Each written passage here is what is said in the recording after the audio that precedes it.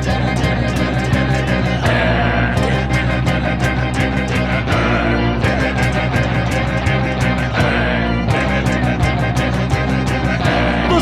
not a party's a man who fights crime, and we're gonna watch him fight for a minute at a time with John and Niall and a guest who doesn't rhyme. It's Bat Minutes!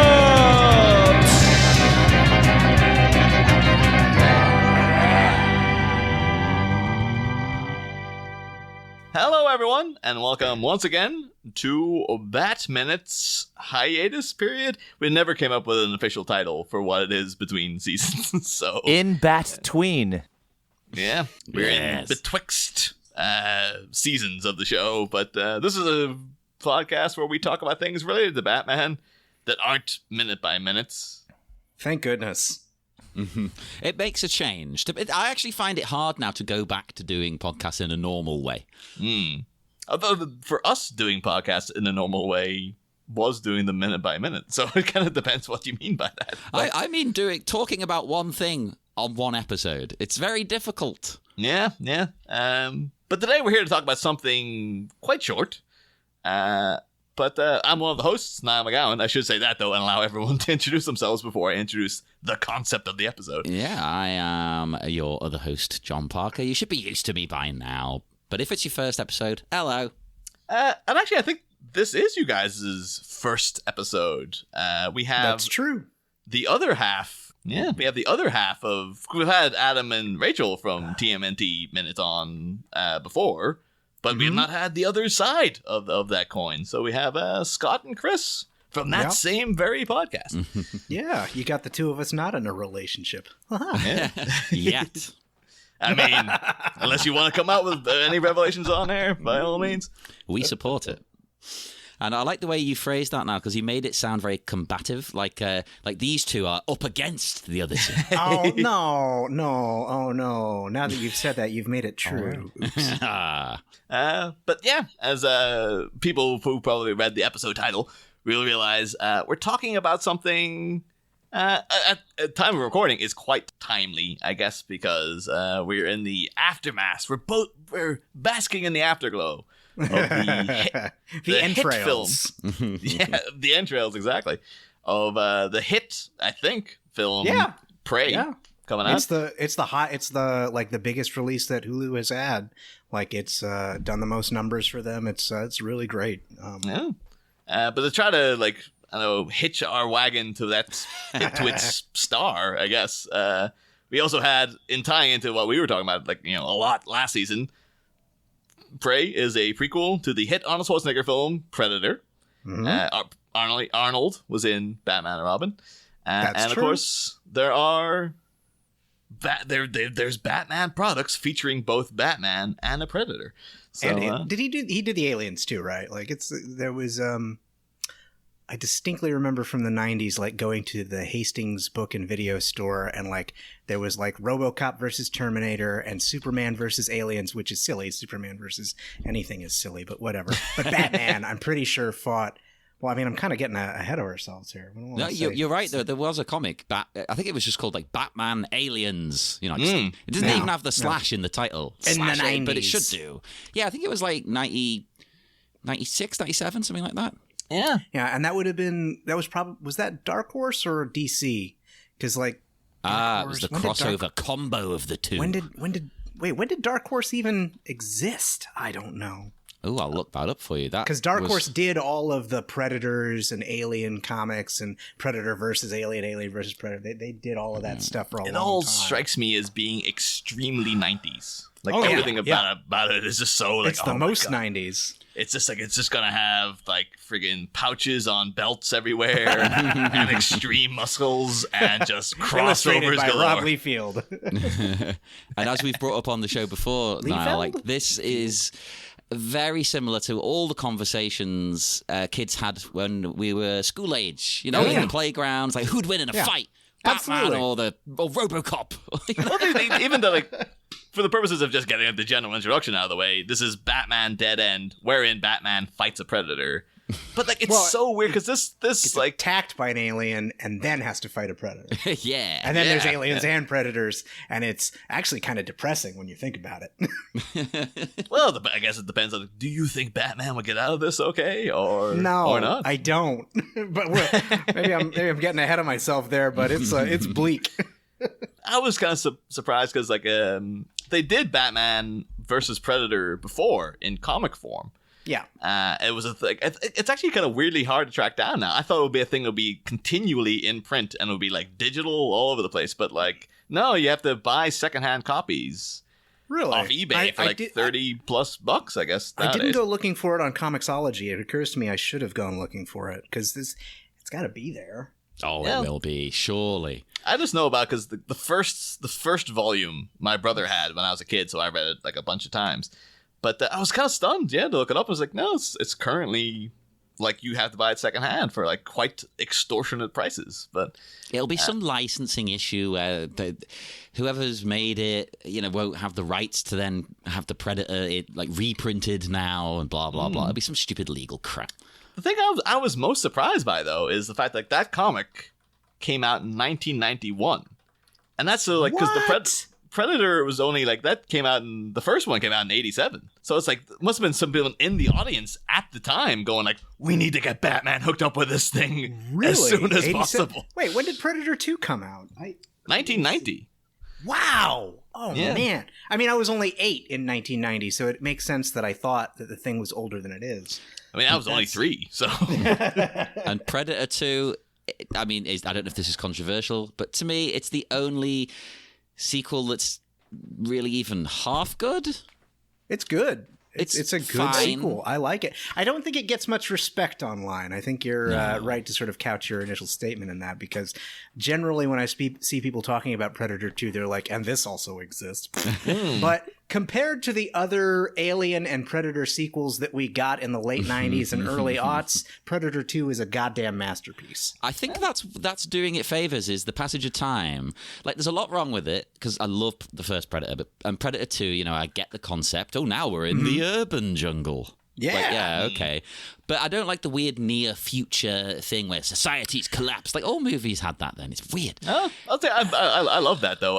As a time capsule from movies of the early 90s where it's like, it's in the future and everything's It is so much fun to watch like movies from the 80s and 90s that have like a little thing at the beginning that's like, in the year 1997, in the year 2021, or in the year 2012. All governments have fallen. And, and we're watching this in 2022 and it's just like,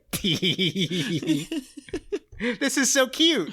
There's no one ever has any good vision of the future too. It's just like we made this in 1990. By 1995, the world has ended. Like everything has been destroyed. What was Demolition Man? Like Demolition Man, like was made in like 92 or 93, and like LA was an urban warfare hellscape by 98 or something. It's like 5 years in the future, and they're like, it's a war zone. I'm like, really? It literally seemed like it's like the beginning of Terminator, when it's just like the future of Terminator, where they were going like, oh, like 500 years in the future. This is like, no. Like this is now. This is on the cusp of happening. It really feels like they were just like the world was like horny for Batman versus Predator. Like as soon as the Predator came out, they're like, we've got to get this as a thing. Like we have to make this happen like right now. Here's a question I've got then, right? Do you think that what we know of the Predator, right, would it want to fight Batman? Yes. You think so? Because I was unsure. Absolutely want to fight him. Because some Batman characters don't kill, and obviously the Predator seems to only want to fight killers. No, he only wants to fight things that are a threat. Just because Batman doesn't want to kill people, just because Batman doesn't want to kill the Predator, just because Batman generally doesn't want to kill, doesn't mean that the Predator isn't going to see Batman and say, this is a challenge. I want to take this challenge on, and I want to make him a goddamn trophy. I can see that. I can see that, because that's why I was torn, because I guess Batman kind of, even if he wasn't going to kill, although this one seems like he will, I guess he sort of is a predator? Yeah. He hides in the shadows. He preys upon, like, the the superstitious cowardly lot of criminals, and he descends from the rafters and takes them out one at a time. Like you play those like Arkham City game or Arkham games, and like you're a predator, you are the predator basically. Yeah. It's like Predator challenges. The bad guys are like walking around like shooting shit about like, I'm having a great day, like this working for the Joker isn't so bad. I can't believe all this money I got, I'm gonna go home and have a great time. And then you descend from the ceiling and like pull him up, and if it was a Predator game, you would do the same thing and then rip the person apart, but it's Batman. So he descends from the ceiling, takes the person, knocks him out, ties him up, and leaves them for the cops. Yeah, leaves them dangling from a gargoyle, not ripping out their spine. Constantly providing concussions to the world. Yes. A much needed service. Yes. But no, I will say, actually, spoilers for the Batman vs. Predator comic that came out back in 91, as it turns out. Jesus. But like that actually, that the Batman doesn't kill the Predator in that. It's a weird thing where like, he beats it into submission. And then much like the end of Predator 2, which I think they were riffing on quite a bit, it probably was entirely conceived as a cash-in with Predator 2 coming out like the previous year. The Predator ship shows up, and then the Predator like takes an alien sword and does like an honorary killing. It kills itself in front of Batman to be like, you won, so I gotta die. Oh, that's cool though. I like that. Like they've got a kind of a samurai-esque honor. Yeah, Seppuku.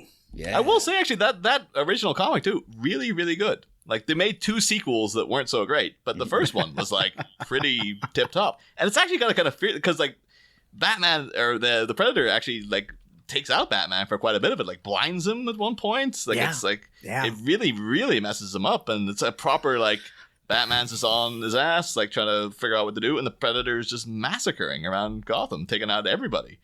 And it's just like it has the vibe like you need to get out there and stop this thing because it's just freaking killing everybody. But yeah, all these people that Batman would be knocking out and putting in prison or Arkham, like the Predator's just like, ooh, this is gonna look great on my wall. Yeah, it's a full on feast. He's just like, there's an entire city full of violent criminals that I can like as part of my whole like, well, they're coming at me, so I guess I can take them out as fair game. Like it's okay. So did you cover that the Batman Aliens comic book came out in 97?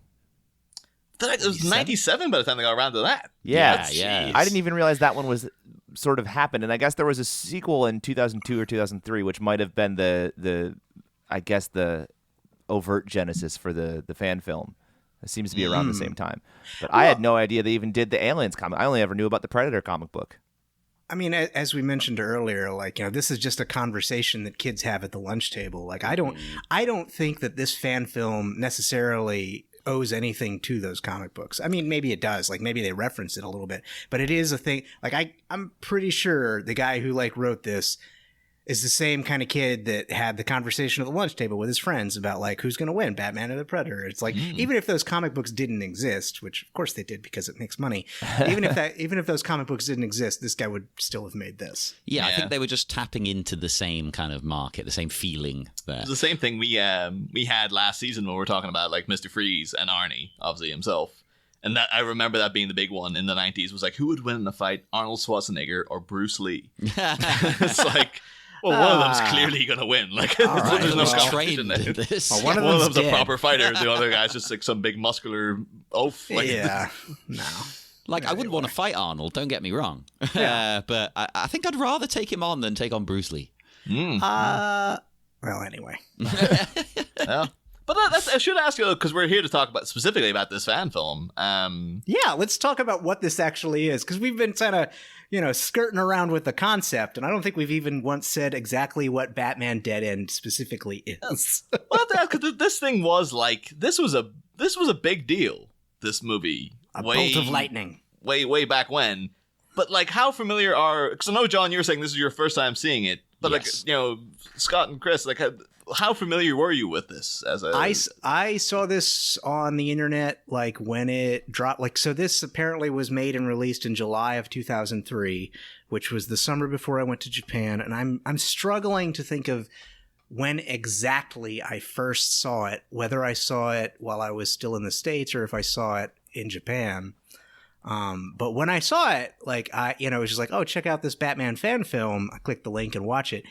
Going into it, you don't know what it is. And so it was like, I was like, oh wow, this is a really cool, like, good Batman, good costume, like, wow, whoa, good setup. Oh man, this Joker's got some. Well, this is a pretty good, like, fan film Joker. I'm like, because at the time, like 2003, 2004, there was like, there already was like sort of a good fan film online culture of like all these Star Wars fan films. Like everybody watched all these like lightsaber fight scenes, which were a lot of fun. I love that stuff. Sort of like starting with the Troops fan film of the mid 90s. There were tons of great Star Wars fan films online for years, and I'd been eating those up and enjoying them. And I was like, oh wow, a Batman fan film. I haven't, come to think of it, I don't think I've ever seen a superhero fan film. I was like, all right, cool, I'll watch this. And then you put it on, and I'm like, wow, this is a great Batman fan film. This is very Frank Miller and like Return of the Dark Knight. Wow, great stuff. And then all of a sudden, a xenomorph. It's like, whoa, wait, what?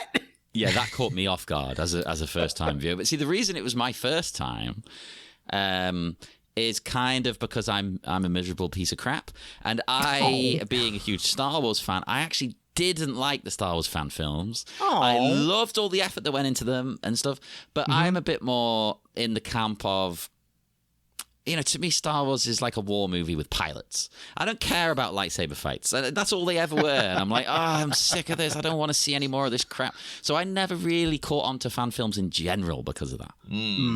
This was a thing too, like, because like the early 2003 is like a nice juicy spot for, you're like, what? Predator 2 comes out in 1990, so you're 13 years out from a Predator movie been out. By 2003, we'd had like multiple Alien movies, and then by then we'd had Alien versus Predator, right? The like sort of PG-13 one where it's like in the Arctic. What do you? I can't have the image of that been like 2005 or something, but like I don't think so. 2004. Oh, really? Oh, well, okay, year after. But Everyone's it's wrong. also in that weird, like, it seems like a thing that could never happen now. But there was a Batman drought where it was like post-Batman and Robin, pre-Batman Begins. So the idea of getting Batman in a film was just like, what? Like, and dare I say, nowhere. like this Batman, there was, I remember seeing this the first time, and it was like, this is the Batman I've been waiting to see on film literally forever. Like, it's the most comic accurate. He's the most badass. It's still got a little bit of like the Tim Burton kind of noir thing going on. And I was like, man, if they ever actually made a Batman movie like this grisly and this violent, and the like Batman actually looked like a guy, and like I've always hated like the Batman with body armor. It just I don't like it. I don't like the look, which is also why I loved Ben Affleck's Batman. I just think that looks like a much more natural costume. But this was perfect. Batman was amazing in this, and I remember at the time, like people, I think like Kevin Smith was one of them who was like, "This is the Batman film that should have been made. Like this is exactly what Batman should be." He said it was the best Batman movie. Yeah, he might not be wrong. Up until that point, might not be wrong, especially considering what they were coming off of. yeah. But it seems like another world now, though, because this was like, this premiered at San Diego Comic-Con. There was like a queue of like 1,000 people standing outside the door just to watch it. Well, this is That's also crazy. like before the superhero movie explosion. Like we had a Spider-Man, True. and did we have Iron Man yet? No, so Iron Man's like Iron 2000. Man was So, still like- like 5 years away. And did it we was have- before like all the big like, not even like comic booky, but the, like I'll say pop culture movies were going to Comic-Con. Like this is still when Comic-Con was like still for like nerds, like Like up the against geeks this and- might have been like, we got the Elektra teaser or something Yeah, along right? those lines. Like, it Yeah, 'cause wasn't there's Let's find no- out about this anime adaptation. like the Friends reunion didn't go to Comic-Con back then, you know? yeah. Well, Yeah, that true. shows you how things have changed, right? Because I could not imagine this being shown at Comic-Con now. No. No, you've got all big, real, stuff getting Maybe shown. shown at like smaller events, but not San Diego Comic Con. Yeah. Yeah. Well, I think that's the thing, though. The to quote Bane from Dark Knight Rises, like victory defeated this adaptation, because this comes out though again like hits the internet too, and it's like 600,000 downloads within 1 week, which back in 2003 is like, whoa. Big numbers. Pre-YouTube, which is we're all watching this on Real Player probably. Yeah. Definitely it would have been then. And whatever the website they set up was. But the guy who made this though, like, you know, Sandy Cholera, which is it's weird for me because like cholera, the disease I always associate with Alien 3 because Charles Dance going cholera. There's a case of cholera in 300 years, so it's appropriate enough. But like, so he off the buzz of this, he starts getting like offers and stuff and this and that and the other, and then because it gets so much buzz, Warner Brothers finds out about it and they come to San Diego Comic-Con and go like, you cannot screen that. That is copyright infringement. And you will not do that in the future. And so now you will never get a fan film premiering at Comic-Con because they're like in the pocket of all the companies. And they're like, Warner Brothers is garbage. Yeah. I mean, why Warner Brothers is so weird now because like back in 2003, like there was, you know, this Batman drought. Warner Brothers currently will make a $90 million film featuring Batman and just throw it away and just go, like, we don't even need to release it now. Like, it's insane. I still can't wrap my head around that. They've never known what to do with Batman. Somewhere in the DC, Warner Brothers, whoever's working on the movies, there's this concept of like, Batman is the most epic franchise we have, and we have to treat it with these like, you know, very delicate, like there's only a certain number of people that can make a Batman movie, or like, you'll never see Batman on television. Like anytime they've done a Batman story on TV recently, it's been Batman as a child or like Alfred the Butler. Like they won't put Batman in things. You'll put Superman in things. You'll put every other superhero on the CW Arrowverse, but Batman's untouchable for some reason. Like they can't figure out what to do with Batman and how to do it right. Go back to... I remember like back in the day of like Smallville, been like, they're going to put Batman in this, but it had this vibe of like, no, you can't put Batman in Didn't Smallville. they put Bruce Like, Wayne in it for a hot minute? Or like No, they didn't. No. They flirted with the idea, and it was rumored like somewhere in those mid-seasons, but they never actually did it. Yeah, I just don't understand the hesitancy and why they're so scared of just commit. Like, fail or succeed, do the thing. Like that Birds of Prey show on the CW, or was it the WB? But it would have been probably of UPN back then. UPN, anyway. But they did like that Birds of Prey show that got on the air for like 10 episodes, or something, not even. And there was like one shot like from the back flashback of, of Batman fighting Joker. Of Batman, yeah, and it was just yeah. They're always, I don't know what it is, but they're so scared of him. And it goes to like when Affleck was trying to make his movie, and they kept fighting with him about what they wanted that movie to be, and he finally just was like, I quit. I don't want to deal with this anymore. Yeah. It's so weird now because they were like, you had that massive, like very successful Matt Reeves movie come out, and now all this stuff with Warner Brothers, it kind of feels like he's over in the corner going like, am I making the sequel? Right. Well, like, even that was so successful that now they're like, oh, we have to be extra careful now. We don't screw it up. So I feel like it's like this double-edged sword of like, they love this franchise and there's so many great things they could do with it, but they're just so afraid to make a mistake with it that they castrate themselves because of it. Even though in comic books, you can do anything and everything, and if it doesn't work, that's fine. You just do another different story. Right. Like there's a goddamn Batman versus Predator comic. You know, imagine making a movie of that. There's People a Batman and Superman versus Alien and Predator comic. Like, and maybe it's terrible. I don't know. It's fine. Doesn't matter. Yeah. It's There's okay. Batman versus How did they Scooby-Doo nerf cartoons Superman? out there. Like, just go for They're it. not. They're not versus Scooby-Doo. I read those comics to my kids all the time. They love Batman and Scooby-Doo, and they are adorable. And it's never a versus. They team up and they solve mysteries together. Well, they're both detectives. Yeah. And they go to the Gotham City detective association, and Scooby-Doo has been put on the wall as an honorary member. oh, Hey. It's really cute. Although actually, I hate to tell you, spoilers for the next one, it is Batman versus Scooby-Doo. Like, it all turns bad. Batmite tried to make Batman and Robin fight Scooby and Shaggy, and Batman was like, "This is silly. Of course, I'm not going to hit Shaggy." Well, that's when it all comes to a head in the next one, as Niall said. Watch out for it, people. Someone mentioned the Joker before. I suppose that gives us a nice segue into the plot. Did you like the Joker in this one? Yeah. I did. It felt a little bit old school to me. Like, what's his name? Like that Cesar they based Romero? the Joker on. No, the one they based the Joker on. Conrad.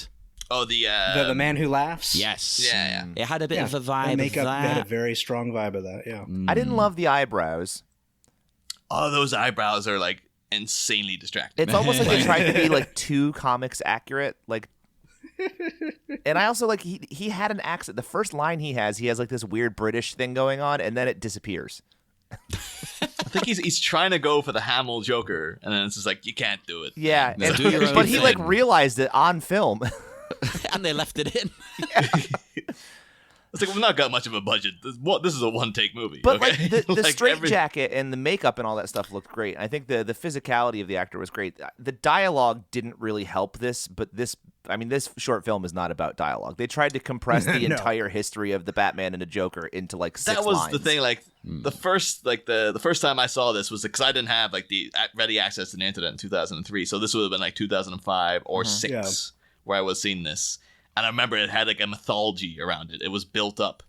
And I remember watching it and been like, like not really like, I think because people overhyped it so much. Right. Yeah. And a lot of it was down to the Joker dialogue of being like, it's the most hackneyed fan fiction-y kind of stuff. Yeah. But it's kind of got to be, I think, because as you said, it's a very short film. It's only like 8 minutes and 4 seconds. Yeah, So but- you've got to just do all the stereotypes, the cheesy lines, get them out there. I mean, I feel like for a film that leaves it so open-ended, and I mean, we'll get to the end of it, but like for a film that doesn't have a lot of resolution, they really tried so hard to give the Joker like a full character arc in like 2 minutes of screen Well, time. no, Yeah. no, he's just saying what he says. Like, you know, he gets a good sucker punch in, and then he sort of, you know, immediately acknowledges that he cannot win the fight, and you know, he's just kind of saying sort of things that he would always say, like when the Batman catches him. Yeah, it's all variations on something they did in the first Tim Burton movie where he had that, like, you know, you idiot, you made me. Yeah. Like, you dropped me in that bunch of chemicals. That wasn't, you know, easy to get over. And don't think that I didn't try. Like, that Jack Nicholson doing that perfectly. Right. And then they have to kind of retread it and sort of elaborate on it. It's like, you already did it, man. We don't need that. Yeah, I mean, but just- I love one addition, right? The Joker here. Well, actually, we should say, yeah, Joker's escaped Arkham. Batman's on the case. Boom. Right. Oh, okay, of so we're course, here. of course, yeah. Batman's tracked him down. And when they say that, I really like Joker calling him Daddy. Because that was the right level of weird sort of creepiness. That is designed a to very mess with comics book Joker thing too. Like that's exactly what he would have said in the comics. That He would call him creepiness Daddy. has only grown over the years because I feel like hearing that in 2003 is very different than hearing that now. Yeah. I get the vibe they're going for a little bit of Really? that. A little- All right. Maybe I'm Somebody looking at say it through a leather different daddy. lens. It's quite a homoerotic thing, but then I suppose their Very relationship leathery is, mask. you know. But even before they get to that, I love that shot of Batman like rising up from the puddle. I was His just cape. going to that's mention it. that. It's That was so good. It was really good. That's like straight He's out like of the sort of Tim Burton leathery movie, cape. isn't it? I Isn't don't there? think they have a shot because they have the great No. shot of him jumping down, but it's of him crouched and the cape spread out Yeah. on the floor. That's like the best shot of the whole It's thing. so good. I mean, Just- the whole beginning of the film, like the suit up sequence, we're so used to getting the Batman like suiting up montage, but this one Bat was nipples. this one was particularly good because it just felt like a dude. He felt like a real guy. Like it felt like the Bruce Wayne you see in the comics. It didn't feel like I was slightly distracted because you can see the little Velcro patch where he has to Oh. pad on his cape at the, well, the back but of his again, neck. you know, makes sense. It's gritty and That's it's what- real. That's what he would do. Yeah. Yeah. Should also say too that like even like alluding to the nipples there, because it's fan film, it's all like you know, reused score.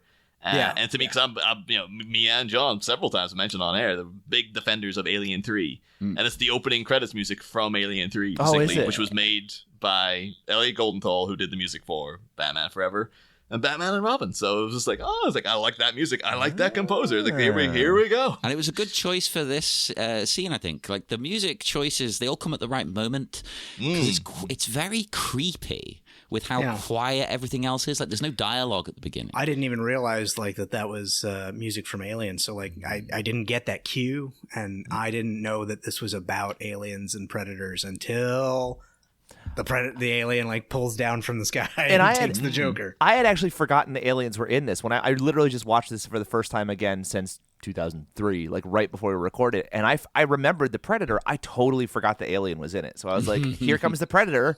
Wait, that's not the Predator. it has the vibe of being like, this is the Batman Predator fan film. I think like the Alien kind of gets, considering it's probably the bigger franchise, it kind of gets lost in the mix because like the Alien's in there somewhere, I guess. But let me say that Xenomorph costume, I think it's pretty good. It's pretty darn considering good. the budget of this. Perfect. Yeah. No complaints at all. Snippy snaps. We don't get to see we don't get to see whether or not they had a good functioning like animatronic puppet mouth within the mouth thing, but otherwise the tail whipping was really good. That was a good whipping tail. I should mention though because the director of this movie was directed by a guy called Sandy Cholera, who was a special effects guy, and it's entirely based on like him wanting to. It's kind of like a sizzle reel, basically. Of like having access to the suits. Yeah, because he worked on Predator 2 and a bunch of like thrillers of the 90s. Where, a lot of things like we would be like, that's a big friggin' deal, man. Like this guy's got like chops.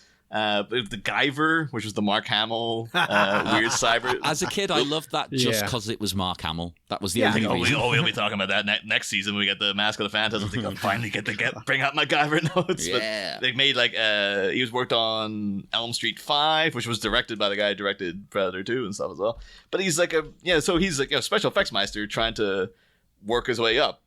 So it's actually a valiant effort to like in the early 2000s too. It was like a real like, that's a great idea, just make your own fan movie showing what you can do, and everyone loved it then. So I'm surprised he's not doing more now. I think he should be in like he should be a guy working in Marvel and stuff, doing whatever they're doing. But I will, because he did this for $30,000. That was the budget. So that's impressive considering, because that's not a lot in movie anytime. Term. No. That's not big money in any time. And he pulls it off. So, yeah, I agree, Niall. He should have gone on to something. Well, I mean, I'm sure he's had a lovely, wonderful career, but, That's not so much. One of the last big thing he was on was This Is the End. Like the Seth Rogen. And the guy's only like 50 odd. So it's like, I don't think he's retired. He's not dead. So it's like, I wonder what is happening. Why has he opted out? But who knows? And he was, I think maybe it might have been a slightly crushing disappointment because he had all the success of this at Comic-Con. He worked on and made and eventually released online a World's Finest trailer. Yeah. And then that just because of Warner Brothers shutting everything down, they're like, we can't screen it at Comic-Con, so it's not going to get that buzz. Apparently, Sandy Cholera claims to have designed the logo for Jurassic Park. Yeah. I remember my initial reaction to that would be like, oh, he must be worth a fortune. And then realizing like, no, he would have been an employee of a company. They own that logo. He would have been paid once. And then he will have to spend the rest of his life going around seeing that logo everywhere and not getting a penny more for it. He started working for Stan. I'm on his Wikipedia now. He started working for Stan Winston, so that's like a pretty good job to get. Oh, yeah. Yeah, not much. Kind of not much at all, really, in a career. So curious as to what else he's doing with his life. I think all right, now... let's not at this podcast at him. I mean, he lives in Brooklyn. I could probably, or Long Island. Making a phone call. Hey, Stan! Hey, Sandy! Yo, Stan, we're talking crap about you. I think we should do a bonus episode, Niall, about his feature, Hunter Prey. I wonder what that's inspired by. I wonder, what could it possibly be? Should ask though, because have all you guys seen Prey? Yeah, no, great. Not yet. It's really good. Well, no spoilers then, but yeah, I had a couple of issues, but overall, fantastic. Really good. I think I was so, because it's such a lean, brutal, efficient, simple movie. Yeah. So like I had no issues. So I was just good 90-minute movie. Don't see too many of those lately. Yeah, when I sat down to put it on, I was relieved. Like, oh, thank God. I was so happy at the end too, because I think they're hit. There's the constant threat of a sequel. And I was like, no, that's it. That's that story done. Yeah, walk away. Well, the sequel is there in Predator and Predator 2. Like the little bit at the end where she like collects the thing and has the thing that is seen in one of the earlier movies. Like, that's great. I don't want it to turn out that the Predator's been coming to Earth for thousands of years. It's like, no, that's stupid. Oh, no, I'd take that. I'll be like, the next movie, like... Predator in ancient Rome, Predator in ancient Japan. I'll take it. Give it to me. I will eat it with... I will in comic book form. The Predator goes to Woodstock. Nope. Woodstock 99. Nope. They could get like a Gennady Tarkovsky come in and be like, I'm doing Predator versus dinosaurs. Predator Like, versus yes. Mozart.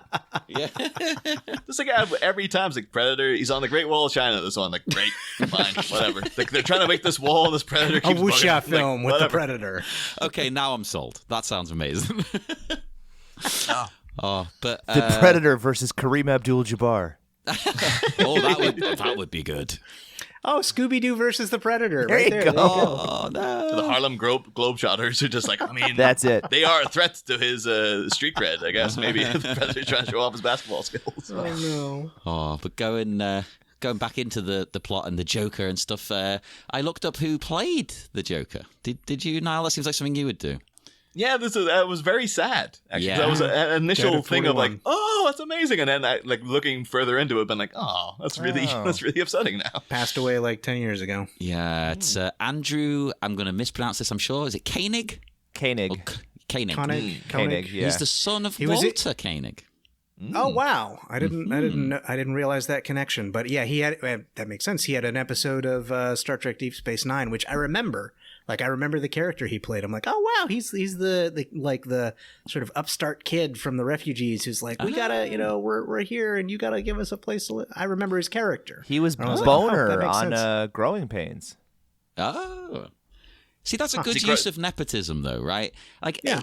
We'll get you a small part. We're not going to make you the main character because you're not seasoned enough for this. Yeah, you're not going to be Wesley. You're I mean, he had, like I said, he had been professionally acting for 5 years before he even got onto Star Trek. I mean, apparently he was like, because obviously Walter Koenig, Chekhov. Yeah. Yeah. Much like Chekhov's gun, once he has a son, the son eventually has to be in the third act, has to act in something. I guess. Right. But but like apparently like Harlan Ellison based like a Nebula Prize winning short story on this guy. Like Oh.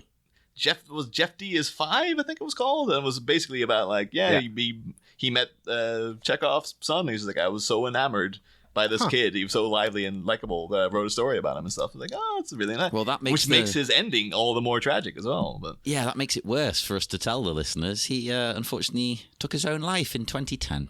yeah, 41 years old too. Well, so. Just depression and things like that. So, that's brought a downer on the episode. Yeah. To bring it back up, I really stretched here to make everything's connected. There is a vague movies by minutes connection with him Oh. because he worked as an editor on a number of films and was a video producer for video content for the podcast Never Not Funny, who people from that regularly go on Star Wars Minute. Oh, there you go. So there's a vague connection. Yeah, I was just upset like looking through the IMDb because he was like, oh, he was on Little Monsters with now big monster Fred Savage. Like, like particularly this week too. It's like, oh my god, Oh dear. incredibly unfortunate. Yeah. Oh, On that happy But, note. but anyway, those eyebrows are messed up though. Like, Yeah. I mean, he comes out with another cheesy line as well, which I do like, and I know they always say it, but when he says to Batman, we both wear masks. It's like, see, I hated Batman's response though. oh. Because he's like, oh, we both wear. It's all cheesy fan fiction dialogue, but and then like it's again, we both wear masks. Oh no, because Batman says that to him, right? Oh, He's yeah, like, yeah. Sorry, yeah. I've done it the wrong way around, Yeah. because then Joker's response is a little bit too much. He's been preparing this in his cell in Arkham. Like, Yeah. I'm gonna set up this line, and if he falls for that bait. But I hate that. Just like, oh, Batman saying we both wear masks. It's like, Batman, you know the Joker's not wearing a mask. He Like, doesn't it's- mean a literal mask. It's a metaphor. But what's the metaphor for? Like, what's the Joker hiding? He's not hiding. He's fundamentally not hiding anything. He's always been very open about who he is. So it just sounds like we just wanted. It was just cheesy dialogue. They wanted to like, that sounds good, right? Well, maybe back in 2003 it did, but not I feel like now. it was a situation of we need to show off this guy's Batman voice. Quick, give some lines. Oh, yeah. And it doesn't really matter in the end because the Joker no longer exists about 30 seconds later. Apparently that was the most difficult shot for them to do, and I can understand why, because they were like, yeah, it's easy to make something drop into the frame like that, but to make it drop in, come back out, and pull someone with them, they were like, oh, actually, this is way harder than we thought. Yeah. This is complicated. Yeah, who knew? Making movies was hard. I also hate to say to Sandy Cholera, Well, one again, I know they're like as you alluded to just now, there, John. Like they're working on a budget. They have like difficult things to pull off. But the fact Joker comes for him with knuckle dusters, and it's like surely it should be some sort of like boxing glove on a freaking, Something fun, yeah. But also he's just like, oh, what's the matter? Bats can't take a joke, and it's like there's a punchline joke right there. Like I've given you the setup. Here's the punchline. Like because there's like can't take a joke line doesn't mean anything. It doesn't make sense. I thought that. Yeah. Yeah. You didn't tell a joke. Yeah, well, he punched him. I mean, that's it. It's like, and the Joker can't fight with Batman. He gets a sucker punch, and then he gets to say something about the sucker punch after the fact. Maybe they're trying to, like, yeah, kind of. I mean, like, they want to have him have a gritty fight with the Predator in a moment. So it's like you can't sort of establish a sort of comical, cartoony version of Batman fighting with the Joker, where the Joker gets to confront him, put his dukes up, and be like, "Oh, I've got a punchline for you." You just can't do that.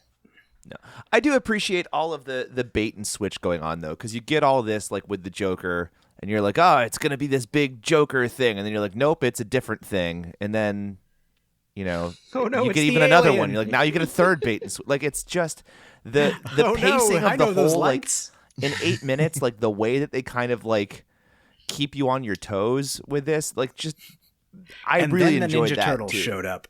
That would be amazing. Can we? Can we? Maybe I'll fight a predator. Maybe I won't. I was like, just go for it. Like, bring in freaking the Turtles show up. Casey Jones there. Why not? Well, we know how successful Batman crossing over with the Turtles can be. True. Yeah, that was a good. I mean, like, I know we talked about Adam. We talked with Adam Rachel about that last hiatus. But like, have you guys watched the Turtles? Absolutely. I haven't gotten to watch that movie yet, but I've read the like trade paperback comic book along the same lines that mixes it's like so animated good. series Batman with the 2012 like CGI trailer. It was surprising how good it was. I thought, it's going to be a bit crap. It really seemed like it's setting itself up for failure, and it's just like, oh no, they nailed everything about this. It was incredible. Yeah, but and they also had the Joker in it as a snake. That's all the stuff they're giving you. God. Mutagen is a hell of a drug. Speaking of monsters, the xenomorph after he grabs the Joker, I say he. Who? What? Did they have a sex? I don't think xenomorph would they have a sex because they're reproducing through the. They have a queen facehugger, right? and they have drones and they have the facehuggers like impregnate other species. So I suppose it's they not don't. clear. I suppose they don't need different sexes. It's not clear at all. Let's Then you have you have queen bees, but then the metaphor is always the birds and the bees. So could you have like the xenomorphs and the humans? The sort of mating dynamics of xenomorphs are not like nailed down, and they are whatever the writer needs them to be the most terrifying for the audience. Has not thoroughly been explored. Situation. Well, why don't you just Google it, bud? Oh God, no! There I don't are dare. all sorts of situations where the aliens are this or that. It's fine. Well, and then the prequels complicate it even further because it's like, hang on, so this robot guy bred them, or is he trying to recreate them because they were bred in the past? They're from the past. They were an old biological weapon and he's created by recreating this species that is responsible for seeding Earth with all life, and then they destroyed themselves with their bioweapon. Was that Prometheus? Sort of a proto-xenomorph? Yes. Oh, see, I haven't watched most of the Alien and Predator movies, so to me, this is just like Batman versus monsters. That's probably better. I think Aliens is a real like. Yeah, after Alien 3. Game over, man. Game over. You can just kind of opt out. Predator, I would say Predator 2 is pretty good. I actually really defend Predators, the Robert Rodriguez one. That was all right. Predators is great. Like that one. That one's really good. I like that one a lot. But it is very much that franchise, like many franchises actually. We could just go like, you don't need to have seen any of the sequels. Just go, if you just watch Predator 1, you'll get the rest of them. If you just watch Alien, you'll get the rest of these as well. But especially with this Alien, because it's done more, I would say, like the Alien from the first movie. It's like in the second movie, it's more like actiony and they're like ants. But in the first movie, it's more. How'd you put There's it? only the one, and you can't beat it. You can't beat it, and it's a bit more human in its physique, like in the way it stands and things. that really looks out though, because it's right on top of him. and then the Yeah. Predator shoots it in the head, and it's like, that thing's got acid for blood. Yeah. Like, that's one of its big deals. Is like, I think like the Predator's blaster is supposed to like burn through and immediately cauterize kind of thing. I think that's their get out of jail free card. oh, that might make then Carl Weathers getting his arm taken off. He's not bleeding all over the place. Like he just has that arm falls off, and then he's just running around as if with a stump. So like, yeah, that makes sense, I guess. Yeah. And when those lights from the Predators like targeting thing appear, I was like, oh no, I lost my mind. I'm like, oh my god, yeah. rules change. Yeah, I felt like I was like 10 years old, and I was seeing everything that I talked about with my friends. Although with my friends, it was always who would win out of the Predator, an Alien, Terminator, and RoboCop. That was always the four. Ooh. That is a good. Now you've thrown down the gauntlet. Like, oh. Yeah, that's a pretty big contest right there. For some reason, I think RoboCop would get taken out pretty easily. I agree now. As a kid, I disagreed because that was the most terrifying movie to me because it was so violent. But now it's like, nah, he'd get ripped to shreds. Yeah, RoboCop's too. He's a metal dude with a gun. He's not all that. Slow-moving metal dude. He's not going to do well. Yeah. Yeah. Terminator would put up a good fight, but I think eventually it would just get ripped to shreds. Eventually, but.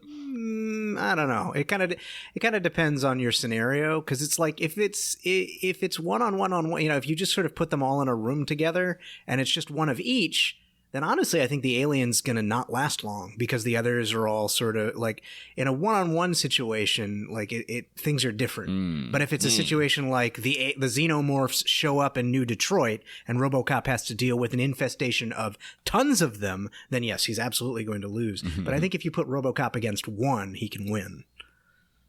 The thing is, like, I think we're all thinking your immediate mindset goes to, as the Terminator 2, like the T-800.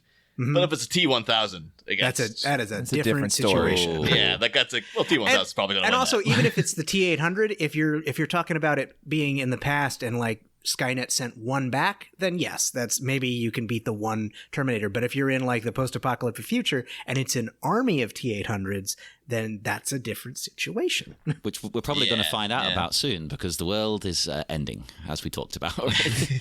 I'm sure there'll be robots ruling the streets before too long.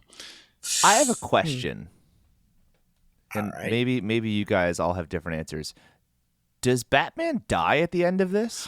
Right. Almost. I thought Yeah, that. probably. The implication to me, I don't care if we jump forward, the implication to me is that it's like a moment, and it leaves it open, but it seems to be going, he's done for.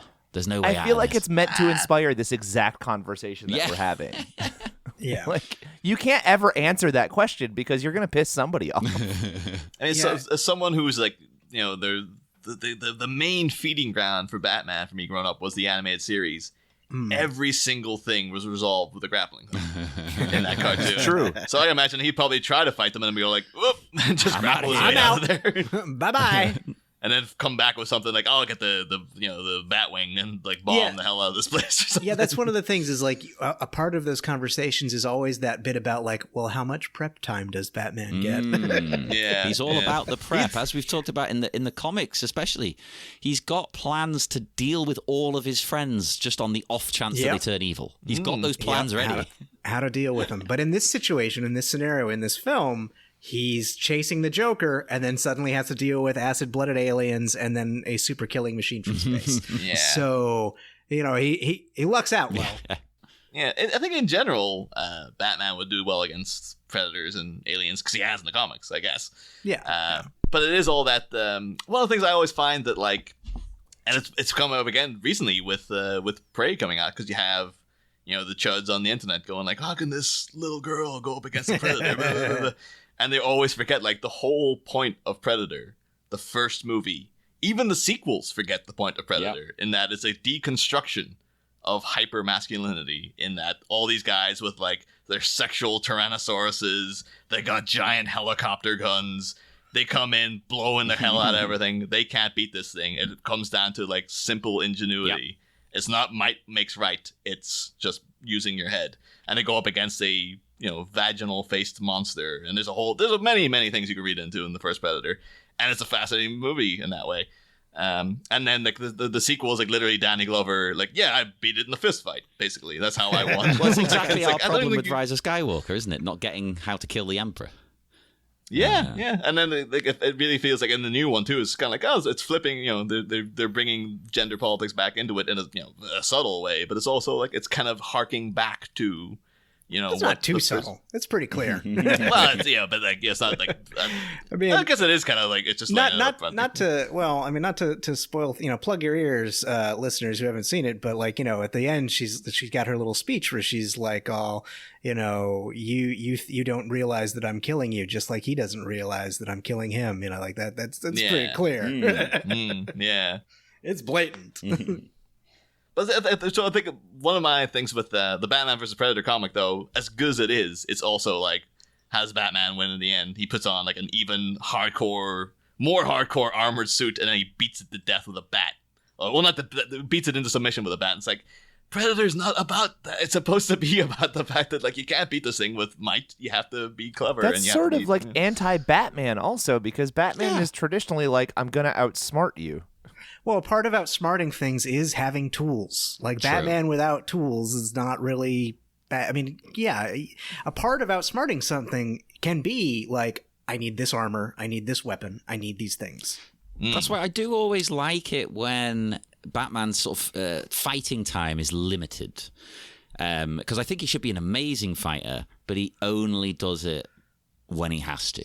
He shouldn't just be wading in and just punching people to death. That's for Superman to do. Yes, exactly. I think one of those big things with at the end of the whole Nightfall thing.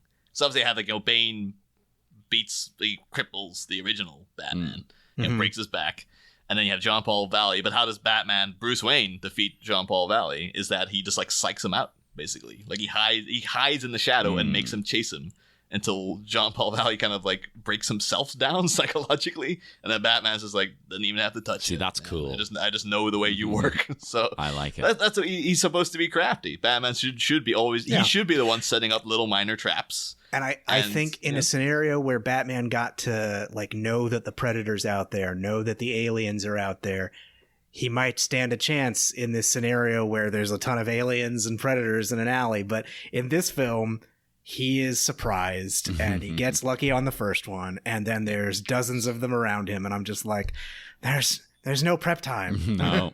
He accidentally stumbled on the most crowded alley in all of Gotham, where all these things are there all the time. I don't know how long they've all been hiding in the shadows. Crime alley. I forgot to mention as well, just before they all show up and he's having the one-on-one fight, I love what he's using. They're like giant batarangs as weapons. What would we call these? I think I would. In my head, I was just calling them batarangs. That's what I've written down. And he's taking on the Predator claws with them, which is awesome. Yeah. They really remind me of the thing in Predator 2 that Danny Glover ends up defeating. Danny Glover has the disc. Yeah. It's reminiscent of like sort of an old Indian chakram weapon, which most people will know from Xena. But there are sort of similar sort of circular weapons that you can throw or use in your hand. But like it's also kind of like the wrist claws, kind of blades, and the way Batman is holding his sort of circular disc weapon here also kind of reminiscent. I mean, they're both Indian weapons, but the katar kind of like a sort of punch dagger. This is my favorite part of what Chris does, is when you start talking specifics of weapons. It's just fascinating how much you know. Yeah, that's crazy. I love it. And it feels like a weapon Batman might use. I don't think I've really seen him use them before, but it fits. Yeah, it's bat-shaped. Yeah. It's appropriate. I don't know. It fits his vibe as well. Like, because he can throw them, as you say. He can sort of go one-on-one with them, but they don't necessarily look like they will kill you, although he's about to cut the Predator's head off with it. There's a thing in the I think in the opening of Batman Forever, you see him take a similar sort of looking thing. I don't think it ever plays into the movie. It was just one of those like he's suiting up Stuff that he has. Yeah, it's Put a it bunch in of his bat pocket. weapons. Like bat cuffs. Like he never uses those bat cuffs. Like we had them though. They were there. So what do you want from us? He never uses the bat credit. Wait, yes, he does. The bat credit card. He uses it for very important reasons, yes. I don't know if he ever. I don't think it ever gets scanned by anyone. I think he threatens about using it, but I don't think it ever successfully gets used. That's what it's really for, my is God. the threat. It's the power of the I think we back had cover. in that episode, though, talking about like afterwards where people were like, well, so Batman, you did bid on that, though. So we are going to take that payment. Because like we have it on camera of you saying you're going to pay that. So. How does he apply for that credit card? What is Batman's credit score? What is MasterCard's association? Because it was a MasterCard, right? Not Visa. Anyway, That's it's it, like, yeah. how does the bank like work with Batman? I don't like. What, Oh, I think we went in the whole. To be fair, I would say Bruce Wayne's a guy. Like he owns so many corporations. He's everything about Batman is done through dummy corporations and oh whatnot. yeah. He probably could he could set up a Batman fund that he uses a credit card for that's untraceable. Hey, like no, it was one of those things. Like actually, no, to be fair, he probably could do this. It's but inviting just- too much suspicion. He's leaving a paper trail from himself to Batman there. He shouldn't be doing But that. no, the thing that you'd be leaving a paper trail, but the paper trail will lead to something else. Yeah, but What you happens- could unpick this. If he loses his credit card, does Batman have to call and cancel it, or does Bruce Wayne? I've misplaced my card. Oh, in this day and age, you can do it on the app. It's fine. I think they do. Like back then, they'll be like, "You don't sound like the Val Kilmer." Those like, "No, I've changed actors. I'm sorry." I guarantee you that I am Bruce Wayne. I mean, I'm Batman. I'm sorry, I'm Batman. I'm Batman. Oh, and when these predators do all turn up, you mentioned them. I kind of really like the red one. Normally, I don't like deviations like that from the norm. Were but these I'm like kinda digging it. specific predators that showed up in other media? Like this is where I kind of get lost. Is like, are they? Who knows? Right, no, they made it for this. Oh, okay. But it was such a popular movie. I looked into this. That company, NECA, produced products based on this. They Wow, made figures. really? They made figures of all of these predators. That's Nice. amazing. Nice. It's the only fan film in the Alien, Predator, and Alien vs. Predator franchises to have merch.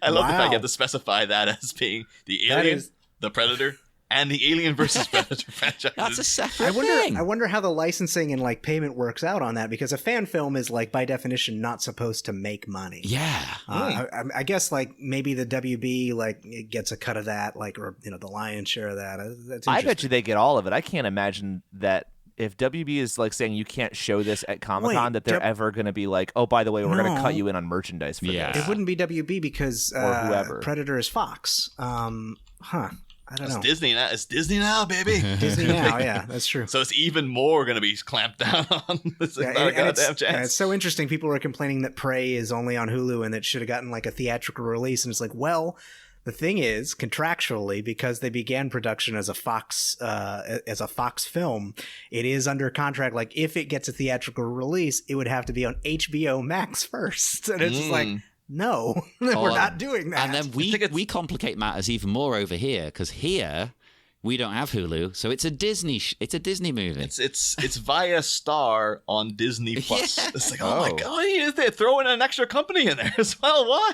But It's I think that will be one of those things that people always say about like the 1980 Oscars was like Ordinary People won when it should have been Raging Bull.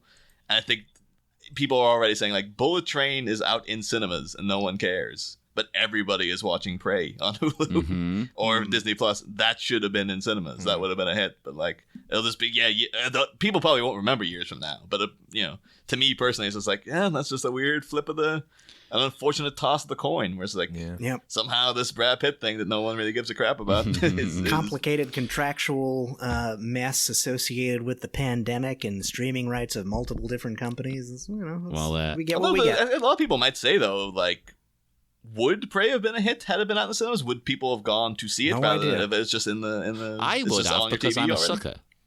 Like, Honestly, I would have been there. Like, but there's a whole bunch of little things in it because I feel like it got like no promotion. It just sort of popped up out of nowhere. yeah. yeah.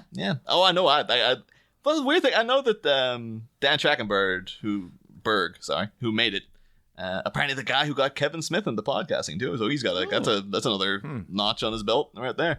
Not related to Michelle. But he, well, actually, I don't know though. Maybe he is. No, I'm not he's tweeted that specifically. Oh, okay, fair He's enough. like, just so everybody knows, this is how it's pronounced, and no, I'm not related to Michelle. But so he like he originally wanted to have it promoted with no Predator interference, and I don't know that any studio ever would have allowed that because it's like, well, this is our IP. Like, we're not gonna... I don't know how much they agreed to it, but they were going along with it. And initially it was like, here's this movie called Prey about, a girl and Comanche girl in like the 18th century. And it'll be, sort of a thriller action thing. And they did avoid mentioning the Predator for a while. And then it leaked. Whether or not that leak was sort of somebody in the an executive being like, no, we need to get this out there, or if it was like a legitimate, like somebody being like, I'm working on this and it's so cool, we got the Predator in this thing, and once it leaked, they're like, well, fine, it's a Predator movie. I think it's got to be someone at the studio, right? Because they're going to want to exploit the Predator name and franchise. Totally. And get that out. I don't think had it landed on Hulu with no mention that it was a Predator movie, then I think, it probably wouldn't have got much traction at all. How did it take this long for a Predator franchise film to be called Prey? Yeah. How was that not the second movie? It's crazy. It's like the major disappointment of Now You See Me, and then they made the sequel, Right. Now You See Me 2. Like, what are you doing? What are you doing? Morons. I know the original plan as well. He wanted to make the movie, and it was always going to be in Comanche, and it was going to be subtitled, and that was it. And I think the compromise with the studio was, well, you can't do that because a lot of people who are fans of this kind of thing aren't going to watch a subtitled movie. So the compromise is you can do a Comanche dub. What? Which was still a first. It was still a first, so still good. And I watched it with the Comanche dub. I was like, I'm gonna take in some culture. I think I would prefer it, and I haven't seen it yet, but I think I'd prefer it in straight up Comanche and subtitled because dubs drive me nuts. I hate it when sounds don't match visuals. It's why I can't watch them. That's the major downfall of it, is that it looks and sounds very much like the dialogue has been recorded in a studio. Like, it doesn't have the vibe of on-site dialogue reading, so that's the only downside to the Comanche edit. I would rather have just seen it in Comanche. But like, I can really imagine though, like him pitching originally though, like, we're gonna make this movie and it's gonna be entirely in Comanche, and just seeing the studio heads been like, no. These Fox executives that are about to be bought out by Disney. Yeah. It's like, you think we have time to deal with that?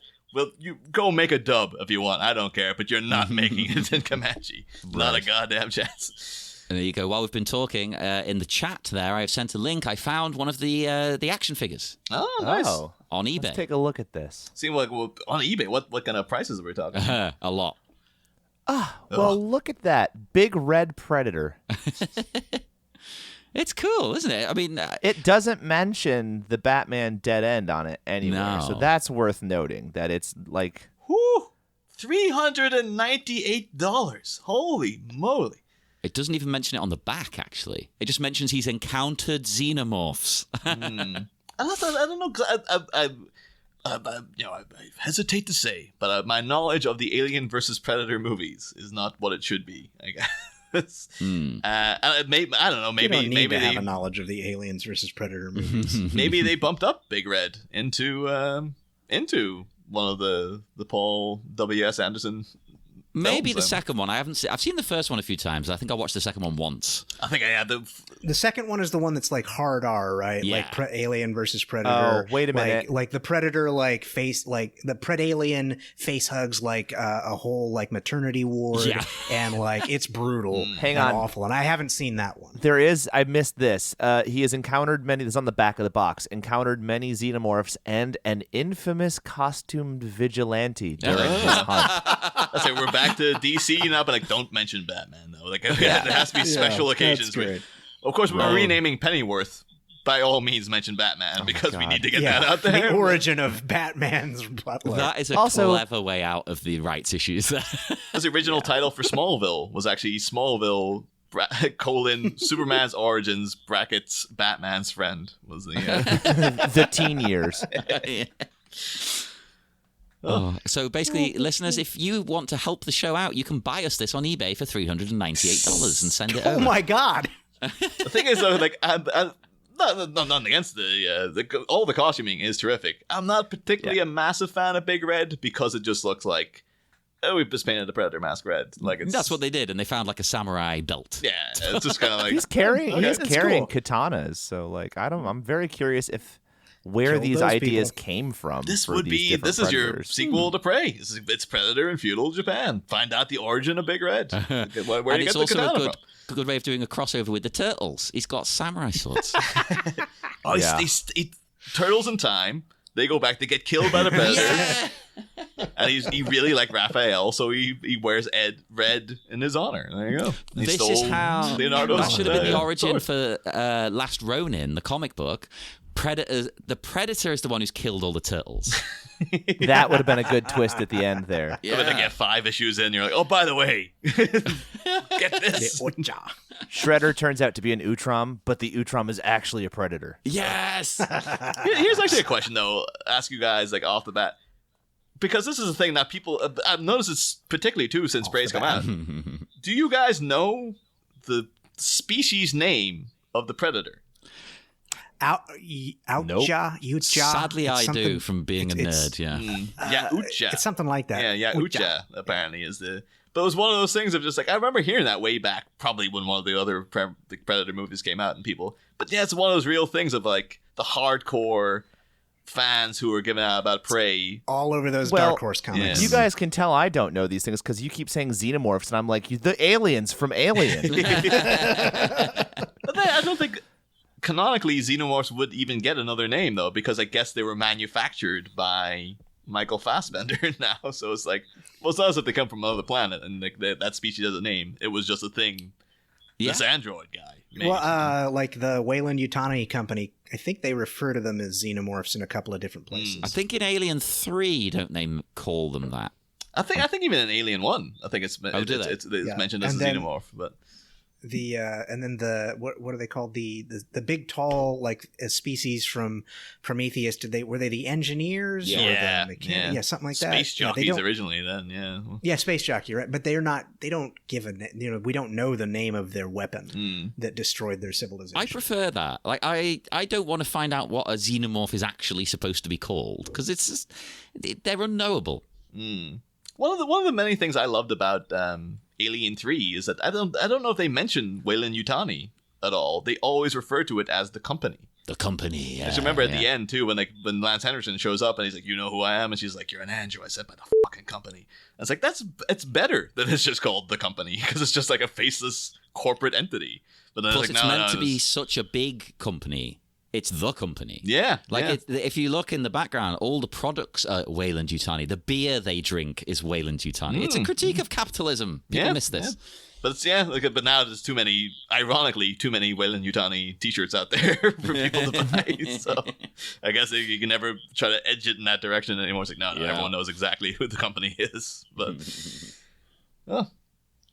but yeah, so things looking bad for Batman at the end of the guy Seems to have apparently hit a dead end. he is literally at a dead end. The guy playing Batman is a guy called Clark Bartham. I thought it was Bartram, which sounded like Batman to me. So. I always thought it was just Clark Batman. He's the host of American Health and Fitness, which apparently is. Good for him. Is that a show?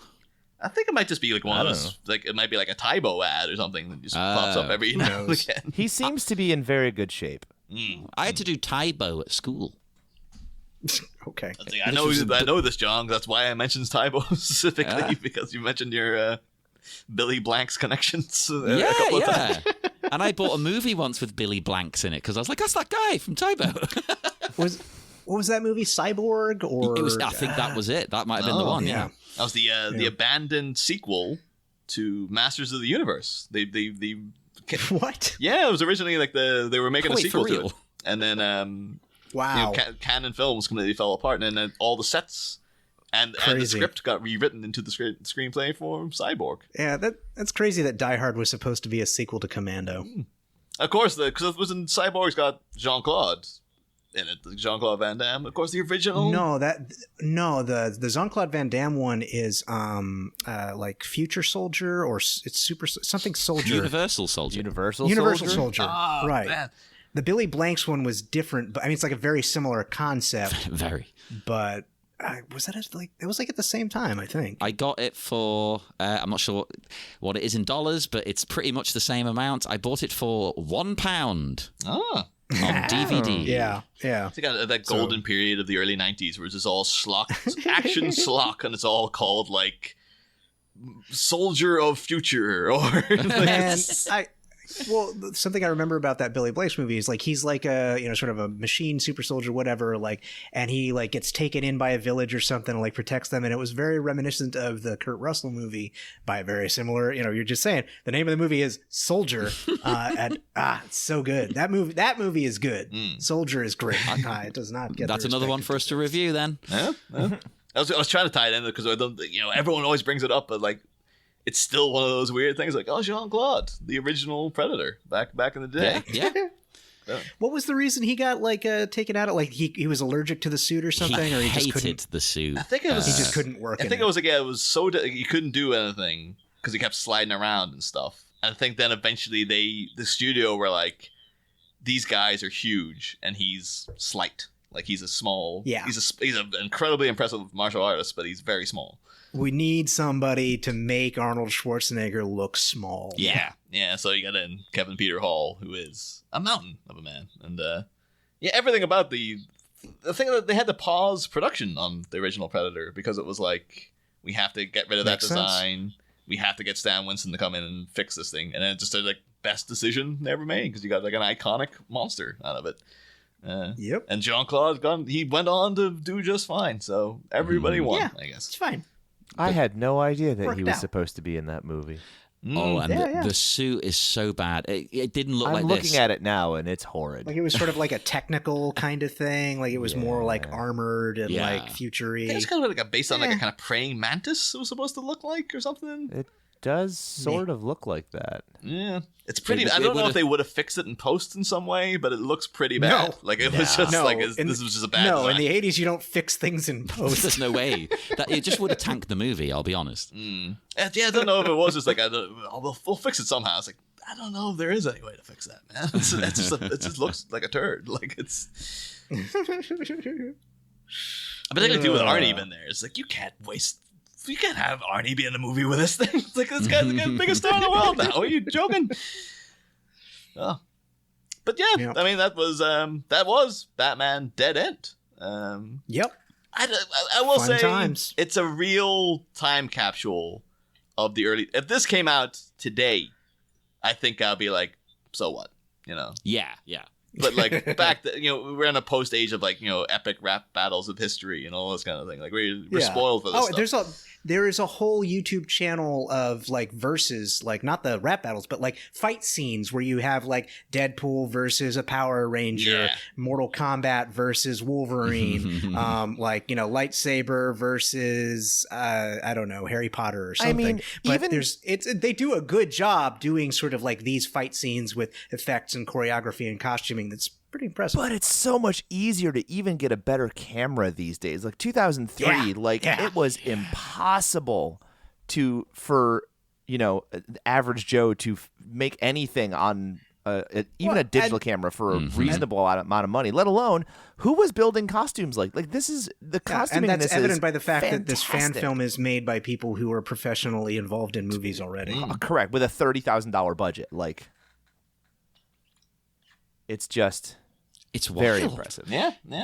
But that's the thing. Like, obviously, coming to it now for the first time is a strange thing for me. I had to try and put myself back in the headspace of someone at the time. And I think I enjoyed it. I Fire probably... up Napster, sit back in your beanbag chair and gets on some Evanescence. Yeah. Dude, bootcut jeans on. This sounds good to me. That's how I'm spending the rest of my day. But no, it worked for me. It worked. I had some issues with it being. It was a bit too short. I know it's a short, but I was even knowing where it ends, it feels like it's over. Like it has to feel like that was the end of that. Yeah. But well done. Yeah, well, I'll say them too. Like in an age where, I know we've had people email us who work for like DC, and they've much like you guys are saying like, don't like armored Batman. He should be a guy like in a body stocking and stuff. And it's like there you go. Here's a live action Batman movie where he is basically in a body stock. He gets slashed. It just looks right. Yeah, he looks like very much like an Alex Ross painting. very much. come to life. Very it's much. if you want that in live action, Yeah. this is exactly what that is. I was thinking about that this morning. Is like there's this thing with Batman to go like we have to make him viable in the real world, and I just keep going, why? But you don't. And is it just me? Maybe I'm looking at it through a weird lens, but I thought this Batman, he reminded me a little bit of the original Batman from the serials. Oh, Yes. Adam West Well, or the Lewis the old Wilson. one. Yeah. oh that But- yeah. In a shot or two, he does kind of like from the Predator vision, like I could kind of like see like it kind of looks like Adam West. Yeah. I think if you put him on that level of output, though, it will harken to Adam West, though, because it's like, well, that's Sure. Because that's what he had. I will say my only critique of the costume is that the ears are sort of slanted backwards. Yeah. Oh, although I will always now wonder afterwards, is like, the Velcro cape, does that hold? Particularly in that rain. No. That feels like you're asking for trouble. No. But, you know, Yeah, no. yeah. But again, even Matt Reeves taking like one of the big things in The Batman was like, oh, it never stops raining in Gotham. And in this short, it's like, Jesus Christ, the water budget alone must have been through the roof. That must have been a big part of the $30,000. I'm reliably Turn on informed. the rain machine. It was $29,000 for the rain. Well, adjusted for inflation. But yeah, I mean, I'm happy to. I think my conversation has reached a dead end on Batman. Yeah, pretty much. I'm good. Yeah. I gotta go meet up with my family. I liked it. Gotta do some stuff. Yeah. I liked it too. I had a good time. I'm glad this was suggested as an option. It was enjoyable. We could cover more of Yeah. these, and let's do all the really bad ones. Way to go, whoever suggested that. Who could it be? It's Niall. Yeah, it was me. We will head off into the dark, dark night. Would our wonderful guests like to promote anything? Obviously, we've mentioned your podcast, TMNT Minute. You can promote that, or have you got something else in the works? Well, just head on over to duelinggenre.com and check out the entire Dueling Genre family of podcasts. We got lots of stuff going on over there. If you ever become a Patreon member, you can listen to us on our weekly Patreon exclusive podcasts. I might have blurred my mouth, muffled a little too much of what I was just saying, but you get the gist. Go to duelinggenre.com. He's trying to get you to give us money. It's basically what it is. Yeah, and every time I try to get somebody to give me money, I have to kind of be like, Yeah, you got Like it's illegal to do that, Chris? You're allowed. You're encouraged. I have this thing in me that's just I feel bad asking for money. So anytime I do, I'm just like, please go to duelinggenre.com/support.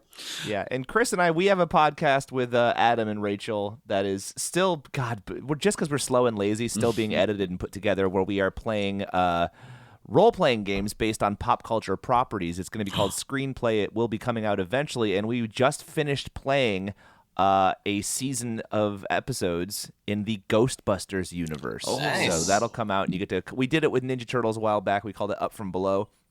We had such a good time with it. We decided to keep going with different franchises. It's going to be fully scored, and Great it's going to be a lot of fun to listen to. Yeah, I'm almost certain that there is an Alien and Predator tabletop role playing game system. There will Anyone be. knows, it's our game master Sean, so we'll have to ask him. Oh, I think this is it a was going to cool see idea. you guys having to act out the Alien and Predator parts, and it's just like Yes, exactly. How do you role play as an alien? As a xenomorph? Carefully. And then I skulk in the shadows, and then I do something awful. My mouth oozes and drips. I would pay money to hear Adam from our show narrate his actions as a xenomorph. Well, if you want to hear it, go to the Patreon. There you go. Just say also too the original voice of the Predator was Optimus Prime himself. That doesn't surprise me at all. Peter Cullen. Apparently, I think originally it was supposed to be a lot more roaring, but he had memories of doing the King Kong remake in the 70s where he knackered his voice, and he's like, I'm going to come up with something different. So that weird guttural clicking sound that the Predator does. That's pretty good. Is just but entirely... that's him? Yeah. That's down to him? Is wow, that's a good choice. Yeah. Good job, you. Yeah, he pitched that, and they're like, yeah, sounds great. Although now it's kind of like, is the Predator making that noise all the time? Like, is he... or is this Predator just a bit of a mouth breather in How does he their sneak world? up on everybody like that? Well, thank you for having us on. This was a blast. Yeah, thanks for coming on. joining. Yeah, it's a pleasure to have you. Been a pleasure. We'll have to have you on a proper season. Which, yeah, we have stuff coming up, folks. We do. It's in the works. Yeah. Sounds good. Wheels are turning. As usual. Keep us in mind. Oh, we will, definitely. And as usual, come and speak to us on Facebook at the Bat Minute Listeners Cave, on Twitter at Bat Minute, Instagram, The Bat Minute. What else? Come to our Patreon, Sleepy Charlie Media. You get bonus stuff. We've just done, as of recording, we've just finished talking about the Batman 89 comics. That's right, yeah. Which was a very enjoyable. Spoiler. Hopefully we'll at some point maybe cover the Superman 78? 76. Superman 76? 78? 76 or 77. You can tell we're not Superman experts. I think the original plan was to also review each of the Superman films leading up to it, so we would refamiliarize ourselves with those movies. Nothing wrong with Superman, but I don't know too much, So it'll be interesting. It'll be fun. So check all that out and join us again. We'll be back with more exciting, wonderful hiatus episodes, I'm sure. Ooh, what will they be? Ooh, who knows? I'm not telling you. You have to tune in. So see you then, Batmites. We'll be back.